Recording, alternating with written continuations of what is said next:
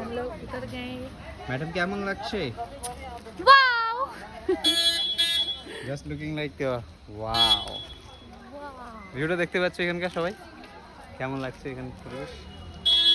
তোমরা একটা কথা জানো, এটা আমাদের কি বলে জানো, রবীন্দ্রনাথ ঠাকুর এখানে আসতেন কি করতে জানো? শ্বশুর বাড়ি। একদিক থেকে বলতে গেলে তাই, সত্যি এটা রবীন্দ্রনাথ ঠাকুরের একদিক থেকে শ্বশুর বাড়ি। হ্যাঁ ঠিক আছে, এখানে তিনি আসতেন দেখাশোনা করতে। এই যে দেখতে পাচ্ছ রবীন্দ্রনাথ ঠাকুরের শ্বশুর বাড়ি।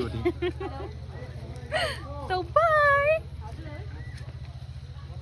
বাড়িটা কিন্তু বেশ ভালোই সুন্দর বানিয়েছিল। হ্যাঁ সেটা দেখতে পাচ্ছ একদম লম্বা একটা ইসে, তারপরে উপর দিয়ে যেতে হয় একদম লিফটের মতন বলতে গেলে। সত্যি বাড়িটা কিন্তু খুব সুন্দর। শ্বশুর বাড়ি বলে কথা, এটা তো বুঝতে হবে। চল চল চল।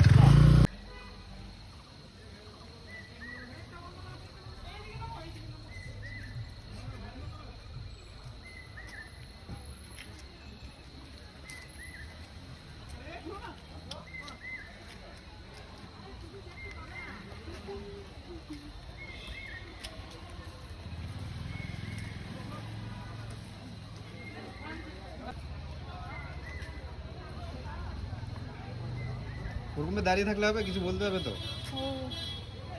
কি বলবো? কি বলবি? হ্যাঁ আগে মুখস্থ করে আয় তারপরে। सोचना पड़ेगा, बाद में बोलूंगी। তো গাইস দেখতে পাচ্ছ এদিক দিয়ে একটা রাস্তা যাচ্ছে, ঠিক আছে? এখানটা উপরে দেখুন, আরে ভিউটা দেখা, এখানের ভিউটা দেখা, রবীন্দ্র ভবন মংপু।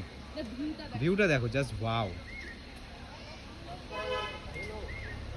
আমরা যাবো এখনই ভিতরে একটু কিছুক্ষণের মধ্যে, আমাদের বন্ধুগুলো আসুক। চলো আমাদের সাথে শ্বশুর বাড়ি দেখবেন। চলো তাহলে যাওয়া যাক, দেখা হচ্ছে সেখানে।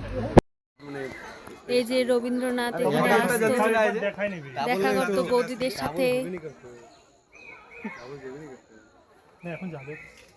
নিচে যাবে কিনা নিচে? হ্যালো গাইস, দেখেন আমরা রবীন্দ্রনাথের জায়গায় চলে এসেছি। এই যে আমার বৌদি ভক্ত, এইদিকে আমার বৌদি ভক্ত। ভিতরে যাবি কি?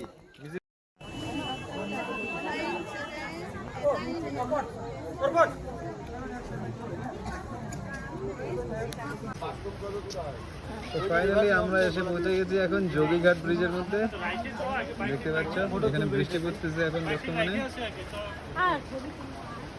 এই যে যোগীঘাট ব্রিজ, আমাদের এন্ট্রি পয়েন্ট। ওই যে দেখতে পাচ্ছ সামনে যে হোমস্টেটা, ওটা আমাদের হোমস্টে, রিভার ভিউ হোমস্টে।